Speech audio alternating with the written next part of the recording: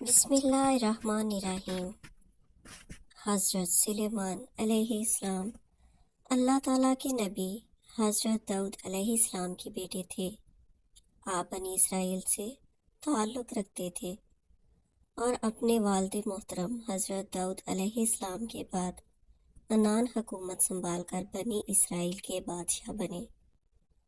آپ اللہ تعالیٰ کے سچے پیغمبر اور انصاف پرور بادشاہ تھے۔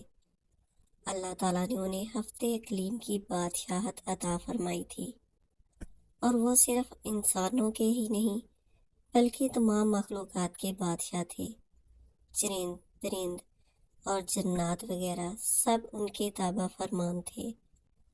اللہ تعالیٰ نے حضرت سلیمان علیہ السلام کو جتنا وسیع و ریز ملک عطا کیا، ایسا کسی جن و بشر کو نہیں عطا کیا۔ اس کے باوجود حضرت سلیمان علیہ السلام میں ذرا بھر بھی تکبر نہ تھا، اور وہ اپنے اخراجات کے لیے شاہی خزانے سے ایک پیسہ تک نہ لیتے تھے، اور اپنے ہاتھوں سے زنبیل سی کر اور اسے فروخت کر کے گزر اوقات کیا کرتے تھے۔ کھانے کے لیے وہ اپنے ہاتھوں سے جوں پیس کر آٹا بناتے اور اس کی روٹی پکا کر کھاتے تھے۔ آپ اکثر روزہ رکھتے تھے اور ہر شام بیت المقدس میں جا کر غریبوں اور روزے داروں کے ساتھ روزہ افطار کرتے تھے۔ حضرت سلیمان علیہ السلام نے بادشاہ بننے کے بعد ایک نہایت عالی شان اور پرتکلف مکان بنوایا، جس کا رقبہ 36 کوس تھا۔ اس مکان کو سونے چاندی کی اینٹوں سے بنایا گیا، جس کی دیواروں اور چھتوں پر یاقوت اور زمرد جڑے ہوئے تھے۔ پھر اس مکان کے اندر آپ نے اپنے لیے ایک شاندار تخت بنوایا، جس کی لمبائی 3 کوس تھی۔ سارا تخت ہاتھی دانت سے بنایا گیا تھا، جو لال، فیروزہ اور زمرد جیسے پتھروں سے جڑا ہوا تھا، اور اس کی چاروں طرف سونے کی اینٹیں لگی ہوئی تھیں۔ تخت کے چاروں کونوں پر ایسے درخت تھے جن کی ڈالیاں سونے کی تھیں، اور ہر ڈال پر ایک طوطی اور طاؤس بنا کر اس کے پیٹ کے اندر مشک بھر دیا گیا تھا۔ ان درختوں کے خوشے انگوروں کی طرح تھے۔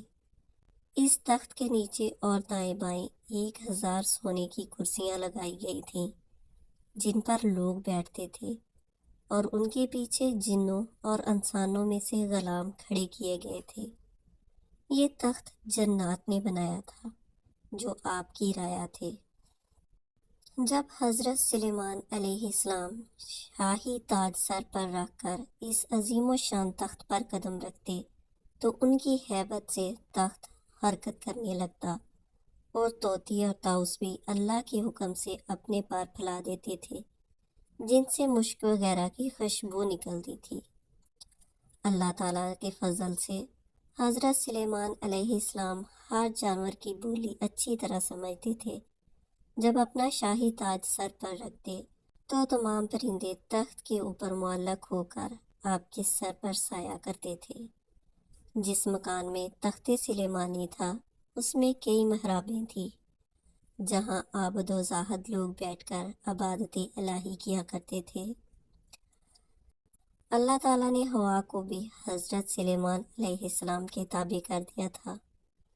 جب آپ اپنے عظیم و شان تخت پر بیٹھ کر تخت کو چلنے کا حکم دیتے تو تخت اتنی تیز رفتاری سے چلتا کہ آپ ہزاروں کوس کا فاصلہ چند منٹ میں طے کر آتے۔